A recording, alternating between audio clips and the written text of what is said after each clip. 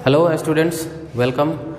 आज बात करेंगे ऑर्गेनिक केमिस्ट्री में। आगे नोमेनक्लेचर बात कर चुके हैं और हाइब्रिडाइजेशन का एप्लीकेशन बात करने वाले हैं। जो केमिकल बॉन्डिंग में जो आप हाइब्रिडाइजेशन पढ़ते हैं उसको एक बार थोड़ा सा रिकॉल कर लेते हैं। ये हाइब्रिडाइजेशन होता क्या है? ऐसे तो ऑर्गेनिक केमिस्ट्री में आपको 3 तरह के हाइब्रिडाइजेशन ही पढ़ने हैं, sp, sp2, sp3। जैसा कि बता रखे हैं आपको कि ऑर्गेनिक केमिस्ट्री पढ़ने के लिए आपका एटॉमिक स्ट्रक्चर और केमिकल बॉन्डिंग अच्छे से किया हुआ होना चाहिए। अगर ये चीज़ अच्छे से किया हुआ है तो आपको ऑर्गेनिक केमिस्ट्री बहुत अच्छे से समझ में आएगा। तो ऑर्गेनिक केमिस्ट्री पढ़ने के लिए अब देखिएगा, जैसे अभी हम एप्लीकेशन देखने वाले हैं। तो हाइब्रिडाइजेशन का कॉन्सेप्ट क्या था? एटॉमिक ऑर्बिटल मिक्स होता था और हाइब्रिड ऑर्बिटल बनाता था। एटॉमिक ऑर्बिटल मिक्स होता था और हाइब्रिड ऑर्बिटल बनाता था। तो जैसे अब यहाँ पर कार्बन का अगर कॉन्फ़िगरेशन देखें, पहले हम यहाँ पर हेडिंग लिख लेते हैं। आपका हेडिंग है एप्लीकेशन ऑफ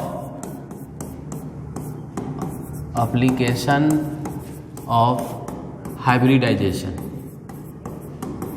ऑर्गेनिक केमिस्ट्री में। ऐसे तो हाइब्रिडाइजेशन का थ्योरी लोग पढ़े हुए होते हैं केमिकल बॉन्डिंग चैप्टर में, लेकिन हम यहाँ पर आपको बताएंगे आपकी भाषा में हाइब्रिडाइजेशन का एप्लीकेशन क्या है। तो organic chemistry, in organic chemistry देखिएगा 3 तरह के हाइब्रिडाइजेशन हमें पढ़ने हैं। We study 3 types of hybridisation. हम 3 तरह के हाइब्रिडाइजेशन यहाँ पर इंट्रोड्यूस करेंगे आपको। पहला है sp, दूसरा है sp2 और तीसरा है sp3। ये 3 तरह का हाइब्रिडाइजेशन हम लोग यहाँ पर देखने वाले हैं। अब ये हाइब्रिड ऑर्बिटल होता क्या है? जब एक s और एक p ऑर्बिटल, आप कोई भी p ऑर्बिटल ले सकते हैं। आप जानते हैं 3 p ऑर्बिटल होता है, px, py, pz। कोई भी p ऑर्बिटल लेना है एक, और एक s ऑर्बिटल लेना है। सब के सब कौन सा हाइब्रिडाइजेशन देगा? sp देगा। sp2 में देखिए एक s ऑर्बिटल और कोई भी 2 p ऑर्बिटल। तो p में आप px py ले सकते हैं, आप py pz ले सकते हैं, px pz ले सकते हैं। ठीक है, जैसे अभी हमने लिया एक s px और py, उसके बाद s प्लस py और pz, s प्लस px या हम pz भी ले सकते हैं। ठीक है, कोई भी ले सकते हैं। ये तीनों ही तरह का कॉम्बिनेशन आपको क्या दे देगा? sp2 दे देगा। अगर हम sp3 की बात करें तो इसमें आपको एक s ऑर्बिटल लेना है और 3 p ऑर्बिटल लेना है, s plus px plus py plus pz। तो ये सब प्योर एटॉमिक ऑर्बिटल है। ठीक है, ये सब क्या है? प्योर एटॉमिक ऑर्बिटल है। इसका एक ग्राफ अगर हम आपको बताएं यहाँ पर, तो p ऑर्बिटल का एनर्जी थोड़ा सा ज़्यादा होता है, s ऑर्बिटल का कम होता है। ठीक है, तो इसका जब एनर्जी देखिएगा, जो हाइब्रिड ऑर्बिटल बनता है sp, ये पोटेंशियल एनर्जी कर्व है। तो sp का यहाँ पर सबसे ज़्यादा एनर्जी किसका होगा? p का, बीच में किसका होगा? sp का, और लास्ट में किसका होगा? s का। तो ऑर्बिटल्स के एनर्जी घट जाता है। जब इंटरमिक्सिंग होता है तो ऑर्बिटल का एनर्जी क्या होता है? घट जाता है। जब इंटरमिक्सिंग होता है तो उसका एनर्जी डिक्रीज करता है। और hybrid orbital always form sigma bond, कभी भी पाई बॉन्ड का फॉर्मेशन नहीं करेगा, याद रखना है। अब जैसे मान लीजिए पोटेंशियल एनर्जी कर्व है, आप s ले सकते हैं और px और py एक ही लेवल पर रहेंगे। इसको थोड़ा सा हम और ऊपर कर लेते हैं ये, और अब देखिए दोनों के बीच में बनेगा sp2। इसको sp² हम लोग नहीं पढ़ते हैं, इसे पढ़ते हैं sp2 ऑर्बिटल। अब sp2 ऑर्बिटल में कितना ऑर्बिटल होगा? 3 हाइब्रिड ऑर्बिटल। तो थोड़ा सा केमिकल बॉन्डिंग जाकर के उसको एक बार चेक कीजिए और देखिए कि किस तरह से हाइब्रिडाइजेशन वहाँ पर थ्योरी लिखा गया कि 2 या 2 से अधिक तरह के एटम्स आपस में मिक्स्ड होते हैं, इंटरमिक्सिंग करते हैं, और वो इंटरमिक्स करके हाइब्रिड ऑर्बिटल का फॉर्मेशन करते हैं। हाइब्रिड ऑर्बिटल के कुछ प्रॉपर्टीज हैं, जैसे कि वो हाइब्रिड ऑर्बिटल कभी भी पाई बॉन्ड नहीं बनाता है। हाइब्रिड ऑर्बिटल हमेशा सिग्मा बॉन्ड बनाता है, वो स्ट्रॉन्गर बॉन्ड का फॉर्मेशन करता है, उसका एनर्जी कम होता है। ये सब थ्योरी आपको केमिकल बॉन्डिंग के एप्लीकेशन ऑफ हाइब्रिडाइजेशन के थ्योरी में देखने को मिलता है। लेकिन अब हम यहाँ पर वो चीज़ नहीं है, इतना इंट्रोडक्शन आपको दे दिए हैं। अब बताएंगे आपको कि रियल में ऑर्गेनिक केमिस्ट्री में अगर मान लीजिए कोई स्टूडेंट इतना डिटेल में अगर नहीं पढ़ रखा है हाइब्रिडाइजेशन को, और वो ऑर्गेनिक केमिस्ट्री अगर पढ़ना चाहता है तो उसको किस तरह से थोड़ा सा कुछ जानना चाहिए। इसके लिए एक टेक्निक है। देखिए, आपको क्या करना है, बताना है कि कार्बन, नाइट्रोजन, ऑक्सीजन, ये बताना है आपको, कार्बन, नाइट्रोजन एंड ऑक्सीजन, और इसमें नो निगेटिव पॉजिटिव चार्ज। इसमें क्या होना चाहिए, कोई भी निगेटिव पॉजिटिव चार्ज नहीं होना चाहिए। तो यहाँ पर एक थ्योरी डेवलप होता है कि इफ 1 पाई बॉन्ड, पहले नो ले लेते हैं, फिर 1 करेंगे, फिर 2 करेंगे, if no pi bond, if no pi bond, तो इसका हाइब्रिडाइजेशन जो हो जाएगा sp3 हो जाएगा। It's hybridisation is sp3। उसी तरह से if 1 pi bond, if 1 pi bond, तब क्या हो जाएगा, ये sp2 हो जाएगा। और अगर हम 2 पाई बॉन्ड ले लेते हैं, if 2 pi bond, if 2 pi bonds, तो इसका हाइब्रिडेशन क्या हो जाएगा, sp हो जाएगा। अब इसमें सोचने वाली बात है कि sp3 में 3 हाइब्रिड ऑर्बिटल होंगे, सॉरी 4 हाइब्रिड ऑर्बिटल्स होंगे, 4 हाइब्रिड ऑर्बिटल्स। sp2 में क्या होगा, 3 हाइब्रिड ऑर्बिटल्स, 3 हाइब्रिड ऑर्बिटल्स, और sp में क्या होगा, 2 हाइब्रिड ऑर्बिटल्स, 2 हाइब्रिड ऑर्बिटल्स। देखिए, इसको थोड़ा सा और समझते हैं। sp3, आप ध्यान दीजिए, p में 3 ऑर्बिटल होता है, px, py एंड pz, तो तीनों ऑर्बिटल इंटरमिक्स कर रहा है, तो कोई भी p ऑर्बिटल नहीं बच रहा है। मतलब कि जो पाई बॉन्ड बनता है ना, वो p ऑर्बिटल से बनता है। जो भी पाई बॉन्डिंग होगा वो p ऑर्बिटल से बनेगा, और p ऑर्बिटल नहीं है तो पाई बॉन्डिंग नहीं बनेगा। और p ऑर्बिटल होता कितना है, 3 होता है, px, py, pz।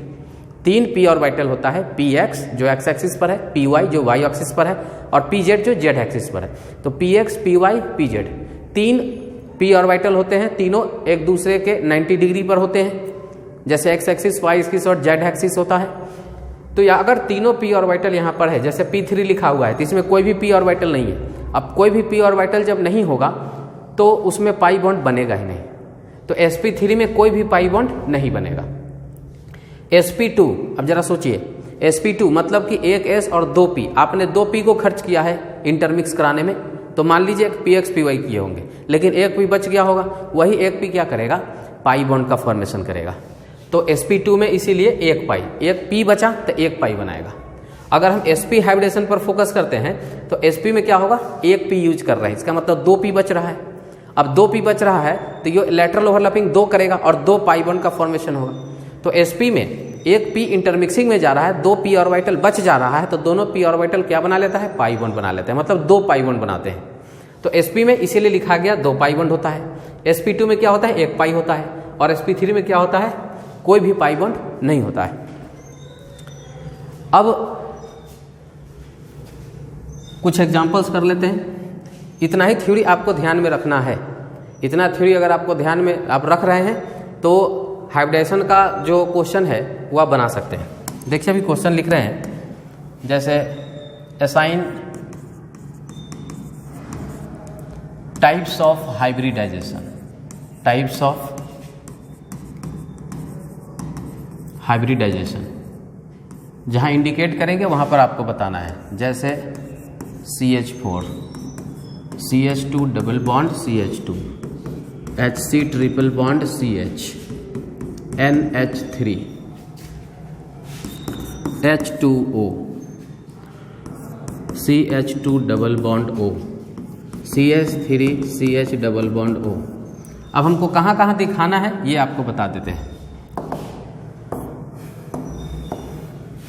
इसका निकालिए, इसका निकालिए, ये इसका, इसमें इसका भी और इसका भी निकालिए, इसका निकालिए, इसका निकालिए और इसका निकालिए। ठीक है, कुछ और क्वेश्चन यहाँ पर हम कर लेते हैं।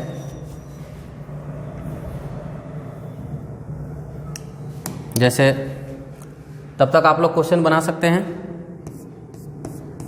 NO2 HCN,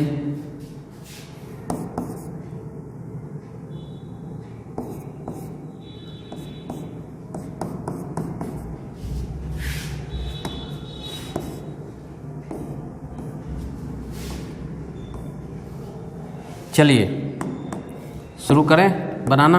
आप लोग बनाए होंगे, आई थिंक आपको इंडिकेटेड किया हुआ चीज़ दिख रहा होगा। जहाँ जहाँ इंडिकेशन हम दिए हैं वहाँ पर आपको बताना है कि इसका हाइब्रिडाइजेशन क्या होगा।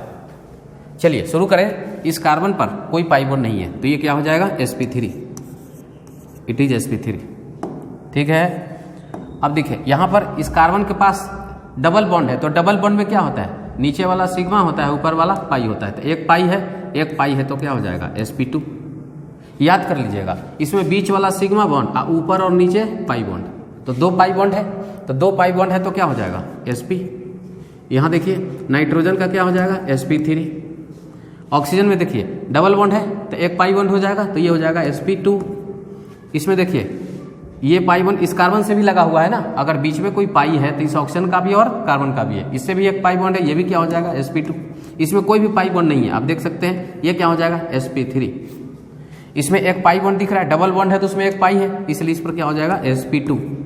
सेम सिचुएशन है। यहाँ देखिए ऑक्सीजन में कोई पाई बॉन्ड नहीं है, ये हो जाएगा sp3।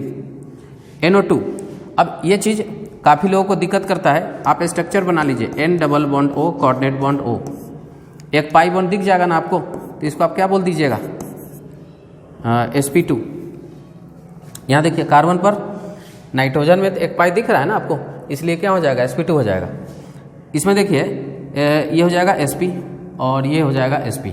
क्यों, क्योंकि एक नीचे पाई एक ऊपर पाई, तो इसके पास 2 पाई इसके पास 2 पाई, तो इसलिए दोनों का हाइब्रिडेशन sp। क्योंकि थ्योरी में अभी जस्ट आपको बताया गया था कि 9 पाई sp3, 1 पाई sp2, 2 पाई sp। इतना सा याद कर लीजिए, कोई भी क्वेश्चन बनाइए।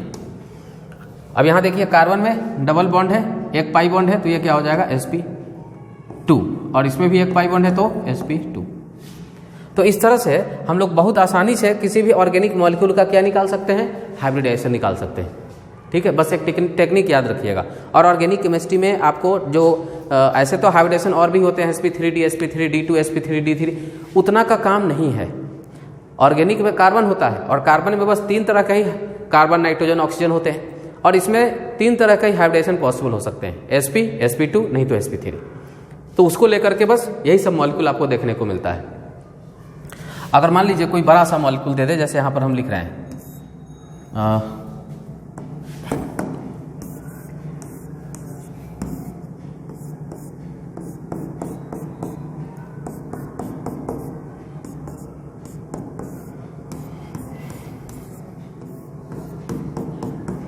इस तरह का, तो जानते हैं हम सबका निकाल सकते हैं, हम सभी का क्या निकाल सकते हैं, हाइब्रिडाइजेशन निकाल सकते हैं। जैसे इसका देखिए, इसमें पाई नहीं है sp3, इसमें 1 पाई आ गया sp2, इसमें भी 1 पाई आ गया sp2, इसमें कोई भी पाई नहीं है sp3, इसके पास 1 पाई आ गया sp2, इसमें भी 1 पाई आ गया sp2, इसके पास 1 पाई आ गया sp2, ये ऑक्सीजन के पास 1 पाई है sp2, इसके पास 2 पाई है sp, इसका भी sp। तो क्वेश्चन काफी इजी होता है। ठीक है, दिख रहा है सब लोग को। चलिए आगे बढ़े। अब ये तो हम जान गए कि हाइब्रिडाइजेशन निकालना, कि ऑर्गेनिक मॉलिक्यूल्स कहीं भी अगर हमें फाइंड आउट करना हुआ तो हम हाइब्रिडाइजेशन कैसे निकालेंगे, जब प्लस माइनस जो पॉजिटिव निगेटिव है आएगा तो कैसे निकालेंगे, जब आएगा तो देखेंगे, लेकिन अभी फिलहाल आपको इसी का काम है। ध्यान रखिएगा, एक चीज़ बहुत ही इंपॉर्टेंट है यहाँ पर कि sp में परसेंटेज s कैरेक्टर क्या होता है, 50% होता है, और परसेंटेज p कैरेक्टर कितना, ये भी 50% होता है। अगर यही चीज़ हम sp2 में ले जाकर के बात करें तो इसमें जो परसेंटेज s कैरेक्टर होता है वो 33.33% होता है, और अगर परसेंटेज p कैरेक्टर बात करें तो 66.66% होता है। उसी तरह से अगर sp3 की बात करें तो इसमें परसेंटेज s कैरेक्टर जो होता है 25% होता है, और परसेंटेज p कैरेक्टर जो होता है वो 75% होता है। इसको निकालने का भी तरीका होता है। sp3 में टोटल 4 ऑर्बिटल, s का निकालना है तो s कितना है 1, और टोटल कितना है 4, तो 1/4 कर दीजिए और 100 से मल्टीप्लाई कर दीजिए। इसी तरह से बाकी सबका निकाल सकते हैं। ठीक है, और निकालने की जरूरत नहीं है, ऐसे देखने से भी पता चले, और ऐसे तो याद रहे तो ज़्यादा अच्छा है। और सबसे अच्छा टेक्निक आपको बताते हैं कि P3 इसमें P कैरेक्टर ज़्यादा है, P2 इसमें P कैरेक्टर कम हो गया, यहाँ 1 P लिखा हुआ है, इसका P कैरेक्टर और कम हो गया। तो अगर हम यहाँ ये बात लिखें कि परसेंटेज पी कैरेक्टर ऑर्डर, तो क्या हो जाएगा, sp3 में पी कैरेक्टर सबसे ज़्यादा है, उसके बाद किसका है, sp2 का है, और उसके बाद किसका है, sp का है। क्लियर है।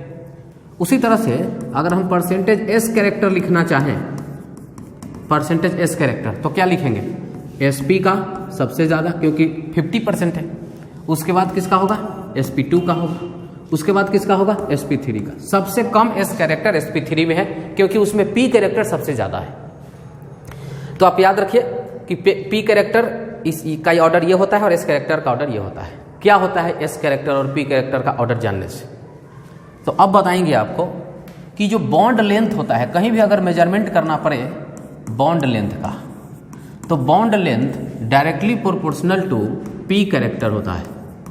Bond length directly proportional to क्या होता है, p कैरेक्टर होता है। और इलेक्ट्रोनिगेटिविटी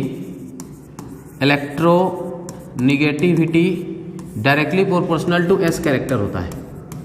अब इसका भी कारण आपको बताते हैं, ऐसा हो क्यों रहा है कि बॉन्ड लेंथ p कैरेक्टर पर डिपेंड ही क्यों कर रहा है। इलेक्ट्रोनिगेटिविटी क्या होता है, इलेक्ट्रोनिगेटिविटी होता है कि कोई भी एटम जब शेयर इलेक्ट्रॉन को अपनी तरफ खींचता है वही उसका इलेक्ट्रोनिगेटिविटी प्रॉपर्टी कहलाता है।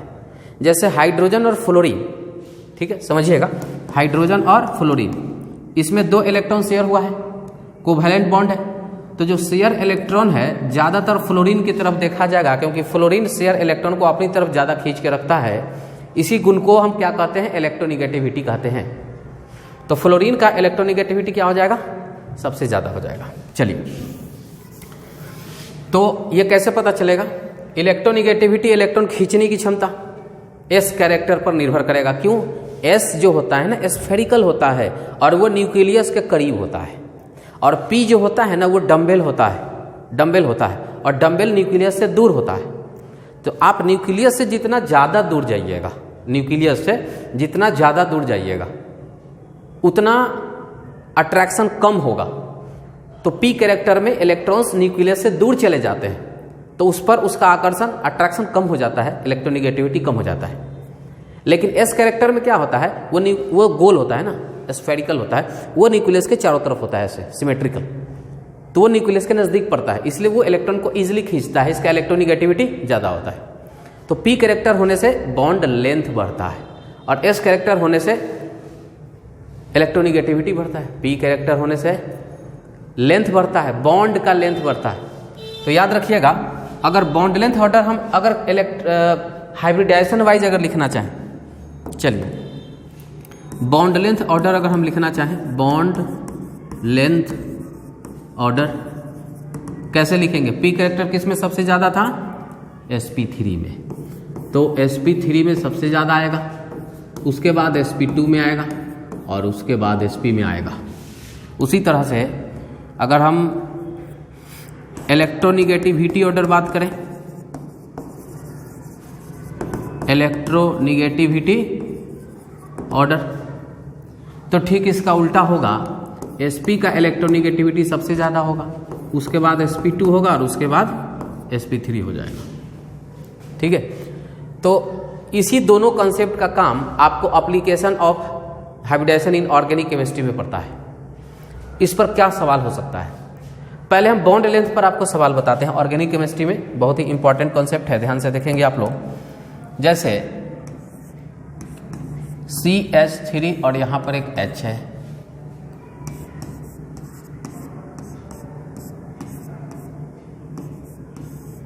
ये है, ये। अब इसमें आपसे हम पूछ दें कि भाई CH बॉन्ड लेंथ ऑर्डर बताइए, CH बॉन्ड लेंथ ऑर्डर। अब देखिए ये HHH है, इस पर तो एकदम सेम है, इधर देखिए C है, C है, C है। तो क्या बोल रहे थे, आपको पता करना है हाइब्रिडाइजेशन, हाइब्रिडाइजेशन से ही पता चलेगा। इधर तो कुछ है, हो ही नहीं रहा है, डिफरेंस नहीं है। डिफरेंस यहाँ पर है, इस कार्बन पर ट्रिपल बॉन्ड है, इस कार्बन पर डबल बॉन्ड है और इस कार्बन पर सिंगल बॉन्ड है। तो ये कार्बन हो गया sp, ये हो जाएगा sp2 और ये क्या हो जाएगा sp3। अब आप खुद देखिए कि ये बॉन्ड जो बना है sp वाले हाइब्रिड एटम से बना हुआ है, और ये जो बना हुआ है वो sp2 वाले हाइब्रिड एटम से बना हुआ है, और ये जो बना हुआ है बॉन्ड ये sp3 के का हाइब्रिड ऑर्बिटल से बना हुआ है। तो मतलब क्या हुआ कि इसका बॉन्ड लेंथ सबसे ज्यादा होगा। क्यों? क्योंकि इसके अंदर p कैरेक्टर ज्यादा है, इसका p कैरेक्टर थोड़ा कम हो गया, इसका p कैरेक्टर सबसे कम हो गया। तो बॉन्ड लेंथ ऑर्डर जो यहां पर आएगा वो फर्स्ट वाले का सबसे ज्यादा होगा, उसके बाद सेकेंड और उसके बाद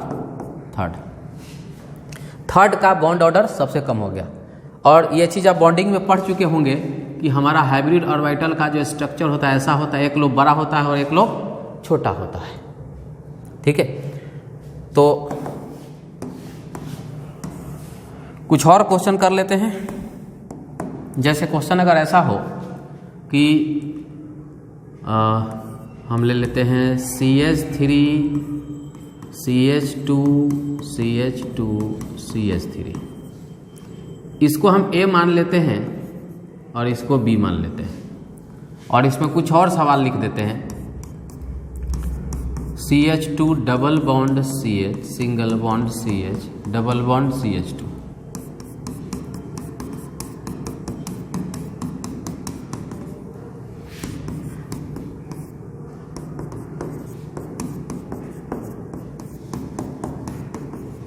मान लीजिए ये रैंडम क्वेश्चन दे दिए, इस सभी कार्बन का नाम A है, इस सभी कार्बन का नामकरण कर दिए हैं B है, तो आपसे पूछेगा कि CA-CB बॉन्ड लेंथ ऑर्डर बताइए।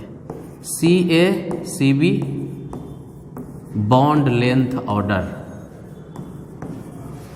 आपको तो देखने में लगेगा कि सब सिंगल बॉन्ड है, और हम भूल गए कि एक चीज और बताना कि शायद आपको याद होना चाहिए कि सिंगल बॉन्ड सबसे लंबा होता है, डबल बॉन्ड थोड़ा छोटा होता है, और ट्रिपल बॉन्ड सबसे छोटा होता है। तो लंबाई में सबसे ज्यादा लंबा सिंगल बॉन्ड होगा, उसके बाद डबल बॉन्ड, और सबसे छोटा ट्रिपल बॉन्ड। लेकिन जब सभी सिंगल बॉन्ड हैं तब तो उस कॉन्सेप्ट से आप नहीं बता सकते हैं, तब आपको यहां पर हाइब्रिडाइजेशन का कॉन्सेप्ट अप्लाई करना होगा। तब आप कुछ मत कीजिए, बस आप ये करिए कि बताइए कि कहां कहां पर कौन कौन हाइब्रिडाइजेशन है। जो दो बॉन्ड बन रहा है, यहाँ पर जो बॉन्ड बन रहा है, जिस एटम के बीच में जो एक बॉन्ड इस तरह से बना हुआ है, तो इस एटम का हाइब्रिडाइजेशन क्या है और इस एटम का हाइब्रिडाइजेशन क्या है, दोनों को लिखते हैं। इसका हाइब्रिडाइजेशन sp3 होगा। ठीक है, पहले हाइब्रिडाइजेशन इंडिकेट कर लेते हैं, फिर ये क्या हो जाएगा sp3, ये हो जाएगा sp2, ये भी हो जाएगा sp2। पाई बॉन्ड गिनते जाइए, हाइब्रिडाइजेशन लिखते जाइए, अभी बताएं। sp ये हो जाएगा sp3 और ये हो जाएगा sp। तो इस तरह से अब हमको यहाँ पर बॉन्ड ऑर्डर निकालना है, सॉरी बॉन्ड लेंथ ऑर्डर निकालना है। तो देखिए कि ऊपर फर्स्ट नंबर में दोनों में p कैरेक्टर ज्यादा है, नीचे आने पर p कैरेक्टर कम हो गया, नीचे आने पर और कम हो गया, और यहाँ पर sp3 कैरेक्टर आपको दिख रहा होगा। तो सबसे ज्यादा बॉन्ड लेंथ किस में होगा? फर्स्ट वाले में। अब यहाँ sp2 है जबकि यहाँ पर sp3 है, तो हम sp3 वाला को पहले ले लेंगे।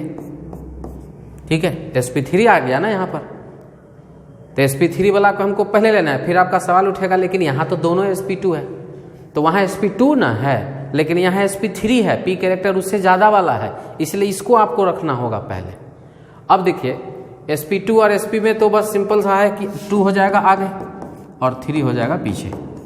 ये ऑर्डर आपको बॉन्ड लेंथ का आ रहा है। कुछ और क्वेश्चन हम लोग करते हैं ताकि कॉन्सेप्ट पूरा क्लियर हो सके। एक क्वेश्चन इस तरह से कर लेते हैं,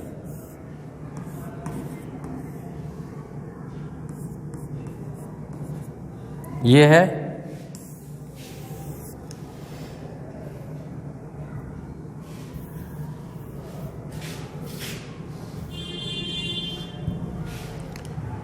और उसमें एक बार यहाँ पाई दे देते हैं और एक बार यहाँ पाई दे देते हैं। ठीक है, और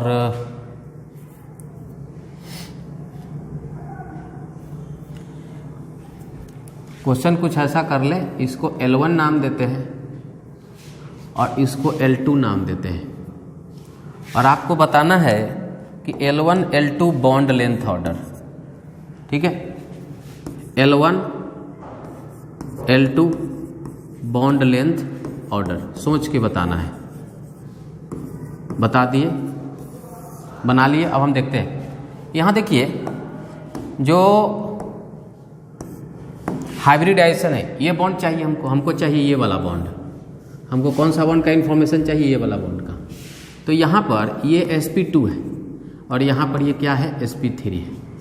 यहाँ पर ये क्या है? sp3 है। I भी क्या है? sp3 है। तो इसमें दोनों sp3 है और यहाँ पर एक sp2 है और एक sp3 है। तो सबसे ज़्यादा p कैरेक्टर तो इसमें हो गया ना।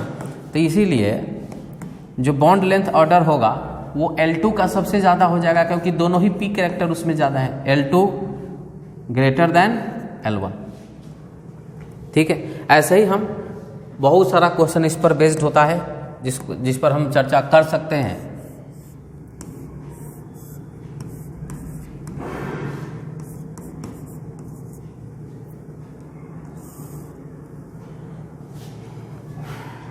अब ध्यान दीजिए, इसी एक ही क्वेश्चन में अब अगर आपसे ये पूछ लिया जाए कि भाई ये L1 है और ये L2 है, तो L1 L2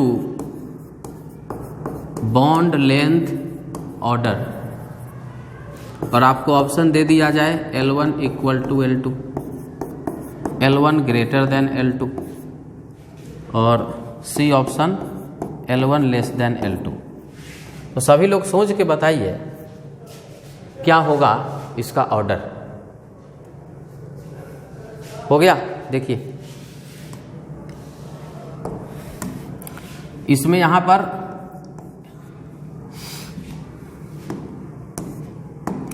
इसका हाइब्रिडाइजेशन sp2 है, इस कार्बन का sp है 3 और इसका भी क्या है? sp3।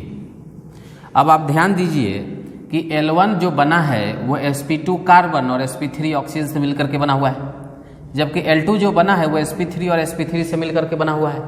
तो इसीलिए दोनों sp3 है, तो L2 का बॉन्ड ऑर्डर क्या होगा? बॉन्ड लेंथ ज़्यादा होगा, इसलिए C ऑप्शन सही होगा। बड़ा सिंपल सा कॉन्सेप्ट है। ठीक है, अब देखिए, तो बस आपको कुछ नहीं करना है, कोई भी क्वेश्चन हो आपको बस उसका हाइब्रिडाइजेशन पता कर लेना है। जिसका p कैरेक्टर ज़्यादा दिखा उसका बॉन्ड लेंथ ज़्यादा कर देना है, और जिसका p कैरेक्टर कम दिखा उसका बॉन्ड लेंथ कम कर देना है। ठीक है, इतना ही सा कॉन्सेप्ट है बॉन्ड लेंथ को लेकर के। और इलेक्ट्रोनिगेटिविटी ऑर्डर का एक छोटा सा सवाल यहाँ पर कर लें ताकि कोई डाउट न रहे। Electronegativity order in the followings बताना है, और कुछ नहीं, क्वेश्चन बड़ा सिंपल है। CH4 ले लेते हैं, फिर CH2 डबल बॉन्ड CH2 ले लेते हैं, HC ट्रिपल बॉन्ड CH ले लेते हैं। देखते से ही पता चला होगा कि आंसर इसका क्या होने वाला है। इसमें क्या है? sp3, इसमें क्या है? sp2, इसमें क्या है? sp। अब जिसका s कैरेक्टर ज़्यादा है उसका इलेक्ट्रोनिगेटिविटी ज़्यादा होगा। इसमें s कैरेक्टर 50% है, इसमें है 33.3% और इसमें 25%, अभी बताया था। तो इसीलिए थर्ड वाले का इलेक्ट्रोनिगेटिविटी ज़्यादा होगा, फिर 2 और फिर 1। तो ये चीज़ आपको समझ में आनी चाहिए। अब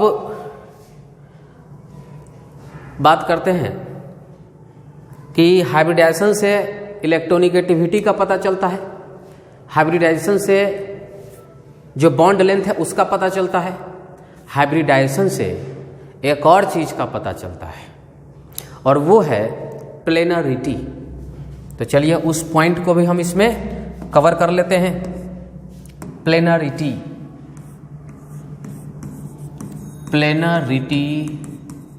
ऑफ मॉलिक्यूल, ये चीज़ भी हम लोग इसी में कवर करेंगे। प्लेनरिटी का क्या मतलब है?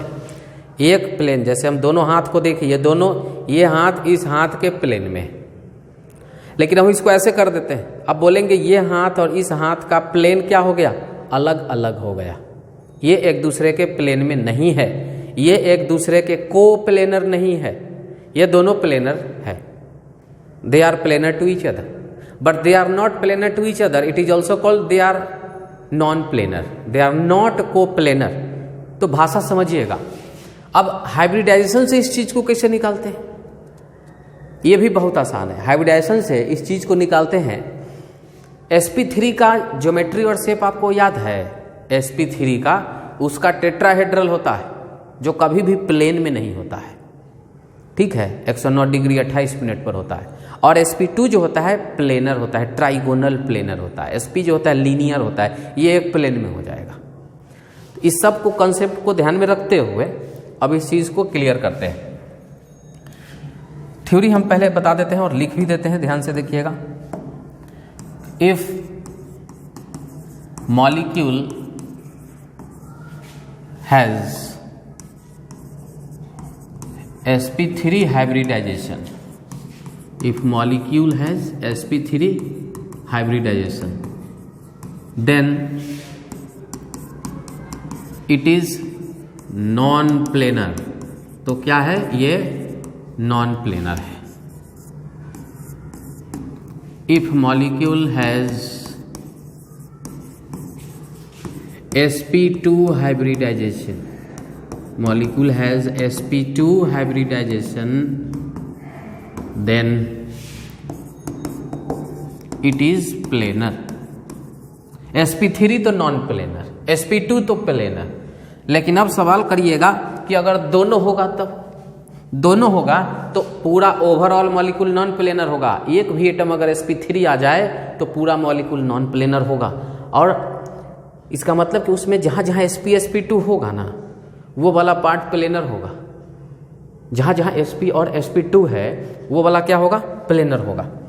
और जहाँ एटम sp3 होगा वो पार्ट उसका नॉन प्लेनर हो जाएगा, ठीक है। If sp2 and sp3 both hybridization present, both hybridization is present, then overall molecule is non planar। Overall molecule क्या होगा? नॉन प्लेनर होगा। बट लेकिन उसके पास कुछ प्लेनर फ्रैगमेंट भी होंगे। But they have some planar fragment. Planar fragment मतलब उसका कुछ प्लेनर हिस्सा भी आपको उसमें दिखाई देगा। तो क्या हुआ theory? sp3 non planar, sp2 planar. अगर sp2 sp3 दोनों है then overall molecule is non planar, but some part where sp and sp2 hybridised atom is present, they are in plane. अब देखिए इस चीज को एक क्वेश्चन में हम लोग यूटिलाइज करते हैं। क्वेश्चन क्या रहेगा? CH4 CH3 CH3 CH2 double bond CH2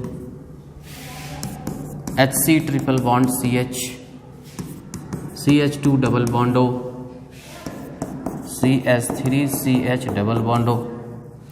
अब हम इसी को क्या करेंगे? बनाएंगे। ध्यान से देखिए कि CH4 है ना, इसमें नहीं, पहले तो हाइब्रिडाइजेशन निकाल लेते हैं। देखिए तो पहले क्या निकाल लेते हैं? हाइब्रिडाइजेशन पहले निकाल लेते हैं। इसका हाइब्रिडाइजेशन क्या होगा? ध्यान दीजिए, sp3 sp3 sp3 sp2 sp2 sp2 sp2 sp sp sp3 sp2 sp2। Speed होना चाहिए। अब हम लोग इसको बनाते हैं। sp3 है तो क्या होगा? Non planar.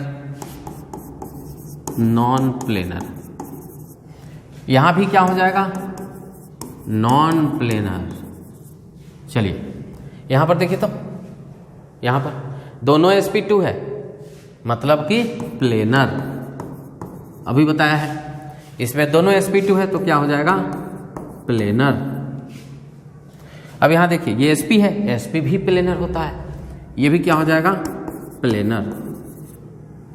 लेकिन देखिए इसमें आप फंस जाइएगा, ये मॉलिक्यूल ओवरऑल नॉन प्लेनर है, ओवरऑल नॉन प्लेनर, लेकिन कुछ पार्ट इसका जो होगा, ध्यान दीजिएगा, ये हाईलाइट कर रहे हैं, दूसरा कलर ले लेते हैं, हाँ ये वाला। ये देखिए जो हम घेरे हैं ना, जो घेरे हैं ये पार्ट क्या होगा, प्लेनर होगा। ये वाला पार्ट क्या होगा, प्लेनर होगा। लेकिन ये वाला जो देख रहे हैं ये वाला पार्ट, ये तो sp3 है, ये क्या हो जाएगा, नॉन प्लेनर हो जाएगा। कुछ हिस्सा प्लेनर है और कुछ हिस्सा इसका नॉन प्लेनर है, लेकिन ओवरऑल मॉलिक्यूल क्या हो जाएगा, नॉन प्लेनर हो जाएगा। तो इस तरह से आप मॉलिक्यूल को चेक कर सकते हैं। एक और क्वेश्चन, थोड़ा बड़ा क्वेश्चन लेकर के आपको दिखाते हैं और उसमें आप ऑब्जर्व कीजिएगा क्वेश्चन में कि प्लेनर पार्ट है या फिर नॉन प्लेनर पार्ट है। ये मॉलिक्यूल है, ओवरऑल तो नॉन प्लेनर होगा, आपको दिख गया होगा। क्यों, चलिए पहले इसका हाइब्रिडाइजेशन निकाल लेते हैं। हाइब्रिडाइजेशन इसका हो जाएगा ये sp3, ये हो जाएगा sp2, sp2 sp sp। तो चूंकि इसके पास sp3 है, then overall molecule is non planar. Overall molecule is non planar, ठीक है, overall molecule is non planar. लेकिन इसमें कुछ प्लेनर पार्ट है उसको घेरते हैं, ठीक है, प्लेनर पार्ट को क्या करते हैं, घेर लेते हैं। जैसे यहाँ से चलिए ये C को लेते हुए ऐसे, ये पूरा पार्ट क्या होगा, प्लेनर, और ये वाला पार्ट क्या हो जाएगा, नॉन प्लेनर। और इसको यहाँ पर लिख लेते हैं कि ये वाला पार्ट क्या हो गया है, नॉन प्लेनर, और ये वाला पार्ट क्या हो गया है, planar. So these are planar fragment in this molecule, but this part become non-planar due to tetrahedral arrangement and region is sp3 hybridization। आपको पता चला, तो ये तो हो गया। कभी कभी क्या होता है कि हाइब्रिडाइजेशन उसका है प्लेनर के लिए, लेकिन कुछ कारण से उसका प्लेनरिटी शो नहीं होता है। अगर हम यहाँ पर लिखे बेंजीन, बेंजीन आपको तो पता है, benzene, this is called benzene. तो बेंजीन है, ये बेंजीन नहीं है, तो ये वाला पार्ट क्या होगा, प्लेनर। क्यों होगा प्लेनर, क्योंकि इसके सभी कार्बन sp2 हाइब्रिडाइज्ड है। लेकिन यहाँ इसके ये कार्बन sp3 है, ये कार्बन sp3 है, तो ये क्या हो जाएगा, नॉन प्लेनर हो जाएगा, ठीक है। अब दूसरा एग्जांपल देखिए, इसमें C यहाँ हम लगा लेते हैं NO2, ये है NO2। सभी का हाइब्रिडाइजेशन क्या है, sp2 है, सभी का हाइब्रिडाइजेशन क्या है, sp2 है। इसलिए ये मॉलिक्यूल क्या हो जाएगा, प्लेनर, ये मॉलिक्यूल हो जाएगा प्लेनर। आप चेक कर सकते हैं सभी का हाइब्रिडेशन क्या है, sp2 है। लेकिन अगर इसी मॉलिक्यूल का ये पार्ट अगर हम लें, ये देखिए N double bond O double bond, coordinate bond ये होता है। यहाँ से हम लगा देते हैं एक आयोडीन, बहुत बड़ा एटम होता है iodine. Fluorine, chlorine, bromine, iodine, ऊपर से नीचे आने पर साइज बढ़ता है, तो आयोडीन का साइज बहुत बड़ा है। अब जब आयोडीन का साइज बहुत बड़ा है तो यहाँ पर एक रिपल्सन क्रिएट होगा। यहाँ पर ये क्या क्रिएट होगा, रिपल्सन क्रिएट होता है। यहाँ पर आप देखिए हमने ये क्या दिखाया है, रिपल्सन दिखाया है, इट इज रिपल्सन। ये क्या है, रिपल्सन है। इधर से भी ये क्या है, रिपल्सन है। तो आप जानते हैं कि किसी भी मॉलिक्यूल में अगर रिपल्सन हो, धक्का मुक्की हो, तो वो मॉलिक्यूल अनस्टेबल होता है और वो ऐसा होना नहीं चाहता है, तो अपना रिपल्सन को वो कम करना चाहेगा। तो ये जो इस तरह से ऐसे फैला हुआ है, ये फैले हुए होने के कारण ये इसके साथ रिपल्सन कर रहा है, तो ये क्या हो जाएगा, इस तरह से परपेंडिकुलर हो जाएगा, तो जगह मिल जाएगा इधर, ठीक है। इसलिए NO2 क्या हो जाता है, नॉन प्लेनर। तो लिखेंगे यहाँ पर ऐसे करके, इसके बारे में हम लिखते हैं कि here NO2, here NO2 is non planar, here NO2 is non planar due to steric repulsion, due to steric repulsion. इसको कहते हैं loss of planarity, loss of planarity due to steric repulsion, due to steric repulsion. क्या कहते हैं, loss of planarity due to steric repulsion. यहाँ पर एक repulsion हो गया है। अगर यही आयोडीन की जगह कोई छोटा आइटम होता, हाइड्रोजन होता या फिर क्लोरीन होता, फ्लोरीन होता, तो वो छोटा था, इसके साथ रिपल्सन नहीं होता। लेकिन ये आयोडीन का साइज बड़ा होता है और NO2 खुद एक बड़ा ज़्यादा दूर में है, तो दोनों के बीच में एक टकराव होते रहता है, दोनों एक दूसरे को धक्का देते रहता है, जिसको कहते हैं स्टेरिक रिपल्सन। और उसी के लिए मॉलिक्यूल अनबैलेंस्ड होता है, असंतुलित होता है, और वो अपना बैलेंस फिर से बनाना चाहता है, स्टेबिलिटी लाना चाहता है। इसके कारण NO2 क्या करता है, परपेंडिकुलर ज्योमेट्री में आ जाता है, और जैसे ही वो परपेंडिकुलर ज्योमेट्री में आ जाएगा तो वो बेंजीन के प्लेन में नहीं रहेगा। मतलब कि ये पूरा मॉलिक्यूल ओवरऑल क्या हो जाएगा, नॉन प्लेनर। आयोडीन हटा दीजिए यहाँ से, प्लेनर हो जाएगा। तो हाइब्रिडाइजेशन तो सपोर्ट कर रहा है, हर चीज़ को सपोर्ट कर रहा है प्लेनरिटी के लिए, लेकिन कुछ कारण होते हैं जहाँ पर इसी कारण से उसका प्लेनरिटी क्या होता है, लॉस हो जाता है। तो आज के लेक्चर में हम देखें हाइब्रिडाइजेशन का एप्लीकेशन। हाइब्रिडाइजेशन नहीं पढ़ाया गया आपको, हाइब्रिडाइजेशन का एप्लीकेशन पढ़ाया गया, क्या क्या चीज़ का पता चलता है। आज के लेक्चर में इतना ही रहेगा। अगले लेक्चर में हम आपको बताएंगे पॉलिन्स के बारे में, उसमें भी हाइब्रिडेशन का बहुत अच्छा एप्लीकेशन आपको मिलेगा। तो आज के लेक्चर में इतना ही, थैंक यू।